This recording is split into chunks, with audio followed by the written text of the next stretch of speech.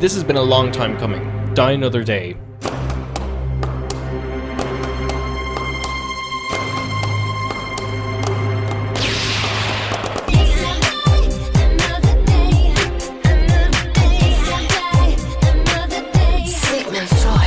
Welcome back to Quantum of Friendship.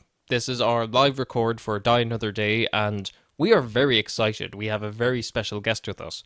You may remember on our last episode, we jokingly said that we had invited Pierce Brosnan to watch Die Another Day with us. We ended up getting an email from an agent in Hollywood, and we're now sitting with a very special guest for our live record. Could you please introduce yourself? Okay, this is Pierce Brosnan. Die Another Day. Yes! You're actually here. Thank you so much for joining us. I mean, we were really surprised your agent would have even been aware of our podcast, and we're so chuffed that you're going to watch Die Another Day with us now. He still has an agent, right? Yes, friends, the internet's a scary place. Be careful what you say and indeed wish for, because in a surprising move, well, how does one put this? It's a surprising He's turn of in the events, room. alright? Let's start watching it.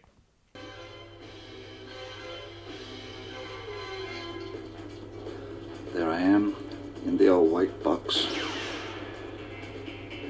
I'd like to reshoot that again, actually. The CG bullet? That's the toughest thing to do, walk across and do that. Doesn't seem that tough. Can I give all the secrets away? Sure. Can I tell you where we are now? Cornwall.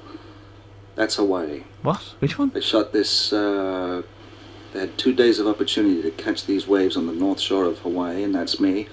I practiced this for a couple of weeks, and then I got the hang of it, and I was off. They wanted some other guy called Laird Hamilton, and I showed him up, really. He chickened out. Couldn't do it. This is going to be a long one. Classic unveiling of Bond. I mean, this film is full of homages. Homage City. Sure. Those are my sunglasses. I've had those sunglasses for nearly 3 years. I decided to wear them in the shot, and I've still got them. You are a legend among men, sir.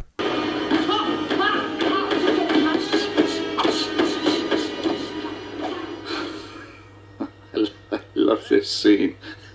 That's not funny. A man getting kicked in a bag, that's amusing to you? That is pretty funny. Tell us, though, with the choices this director made, just what was it actually like working with him? But I was very pleased when I heard that it was Lee Tamahori.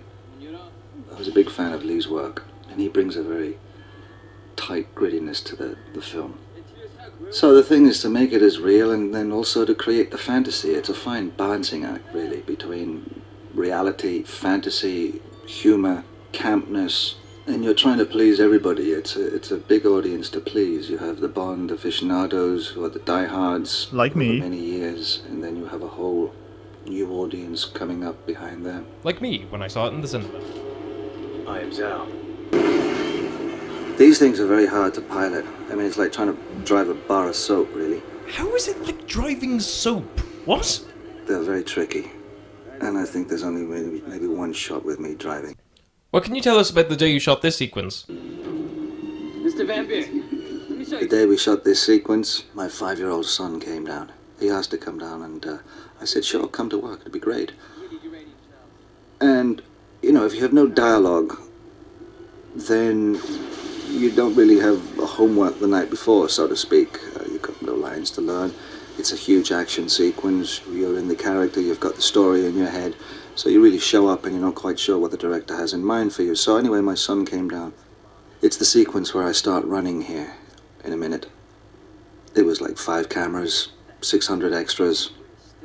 The bad guy's lair, there's all these beautiful cars, Lamborghinis and Porsches, and my boy loves all these kind of cars. I showed him the cars. They were setting up for the shot, they're ready to go. I'm thinking, this is magnificent. Here's my son. You know, I'm playing James Bond, and lots of cameras and action and explosions, and I go for the run, and I run, and the bullets are going, and the squibs are going off, and I jump on the hovercraft, I punch the guy out, cut, brilliant, and I get to see my son, and I say, what'd you think of that? And he said, are the cars all right? I said, yeah, the cars are all right. I said, did you like that? And he said, can we go see the cars? I said, let's go see the cars. Aw, That's actually a sweet story. Sounds a bit like reckless child endangerment, all those pyrotechnics and cars and explosions and extras that could easily kidnap your child and ransom them back to you for millions of dollars. Pierce. On the other hand, Pierce, that was a really cool thing for a son to see his dad being James Bond for a day. And he got to see the cars, which is the important thing. How old is your son now? Like 20? You've aged. You're an old man. We'll all be dead soon. Love the credits on a Bond film. Even these ones? I like watching them all, really. They're all, you click on and there's a Bond movie and you'll invest 5-10 minutes of your time watching it. Went From Russia with Love, Goldfinger. Other films? Those are some of the finest films. And I think in playing Bond, I think if you can come away from playing 4, 5, 6 movies, if you can have one classic, then you're ahead of the game. Are you saying this is the classic? Oh, Pierce. Those don't seem like very favourable odds. 1 in 6? I mean, personally, if my child came home from school, I wouldn't call getting 1 out of 6 questions right good, but sure, whatever your barometer for success is, Pierce.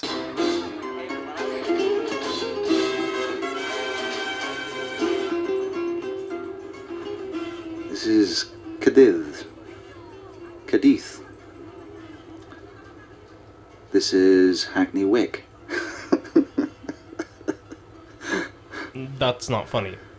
We are nowhere near Cuba. I wasn't expecting Eon to get permission to film in Cuba, or North Korea for that matter. Birds of the West Indies. We may have lost our freedom in the revolution. James Bond. We have a health system second to none. A well-known story. Ian Fleming was writing the story. We all have Up to ways now. of getting by. Was trying to come up with a name for the character.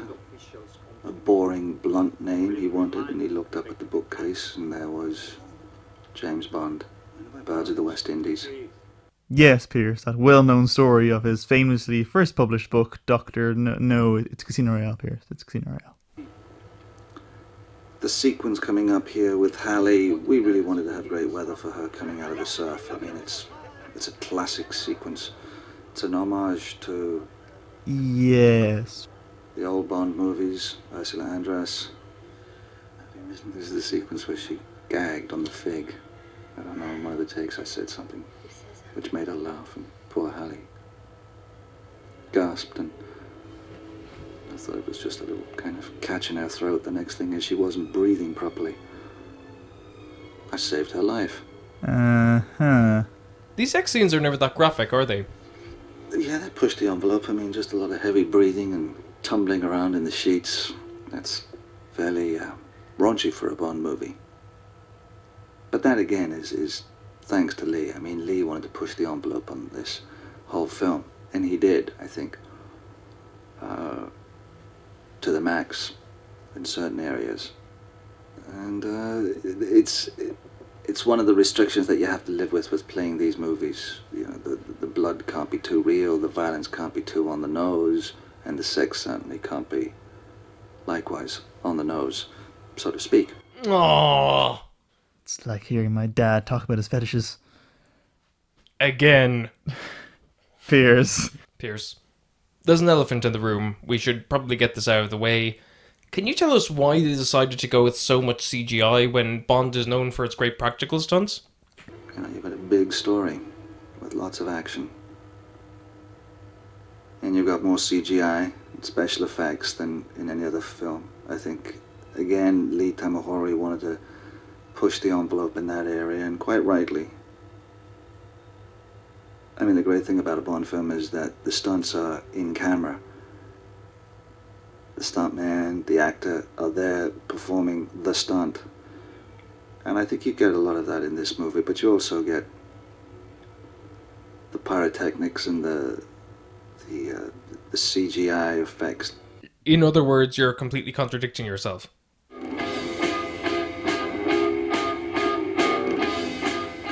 Great. The Clash. Classic song, classic movie. Yeah, wait, are you saying this is a classic movie? Or do you think The Clash is a movie? Now, I love John Cleese. Pierce Brosnan, who is here with us, what can you tell me about doing those scenes with him? Desmond Llewellyn will be missed. He was such an integral part of the whole Bond picture. What the character he created was loved by millions. Absolutely. But I think John has certainly made it his own now. Absolutely. I'm glad he's become Q instead of R. It's a very difficult letter for me to say as an Irishman without sounding like an Irishman. R. R no and be gotta. Why can't you speak with an Irish accent? You're from Navan! Navan! In County fucking Meath! Does this still work?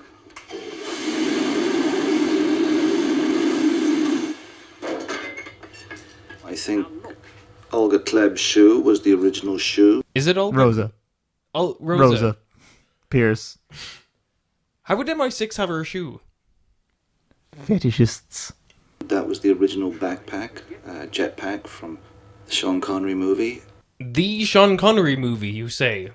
Actor who played Bond. You know, you're cleverer than you look. Still better than looking cleverer than you are. Follow me, please. Now, new watch. This will be your 20th, I believe. How time flies. Time Flies is also referenced in Spectre, I guess, during the torture scene?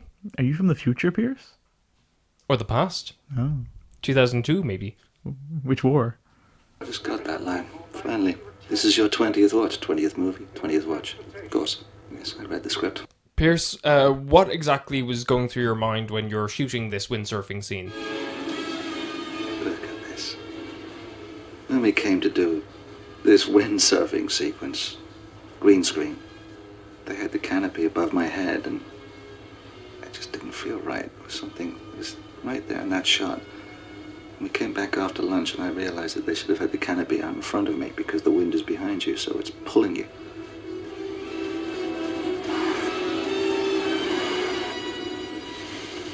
That works, I think. It works, does it? I believe that. Really? It works? There we are. On an airfield. In the English countryside. Hanging off a crane. Oh, there's Michael Madsen again. North, go south. They're gonna go south big time. Don't just stroll through the world. I think I should start talking like that. I think maybe I'd play Bond like this the next time. You know, the name's Bond. James Bond. Ugh. They don't teach you this stuff at drama school. Okay, now you're going to be electrocuted It does look funny. by the bad guy. I love this. It goes right into the engine. Well, that was a good piece. A good piece? Yeah. Whoops. Whoops! A man is dying horrifically. So, this got mauled when it came out. Pierce, when you were making this, when you and Tamahori and company were doing this to James Bond, what was the best you were hoping for? It's all I can hope for as an actor, that the audience believe in what I do as this character and that they are entertained. That is my job. And I love doing the job. And when you see a film like Die Another Day, which has such high entertainment value, that one is part of it, that's a great sense of achievement and a great sense of life. So you're proud of this? You'd stand by it? I saved her life. Okay. Well, usually we record a conversation about the film after we watch it, but I think we're just gonna go ahead and do that by ourselves, if that's cool. I think we have enough of an interview with you, and we don't want to take up more of your time. You're a high-in-demand Hollywood movie actor. We're just really honoured and really appreciate that you came here to watch Die Another Day with us. Thank you so much, Pierce Brosnan. This is Pierce Brosnan. Yes, thank you.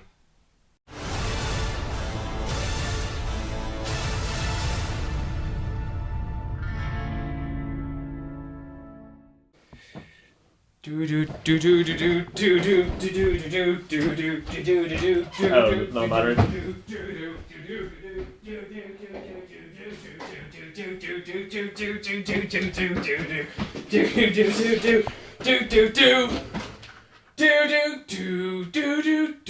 Plug that in for me, please. Teamwork. Okay. Let us carry on.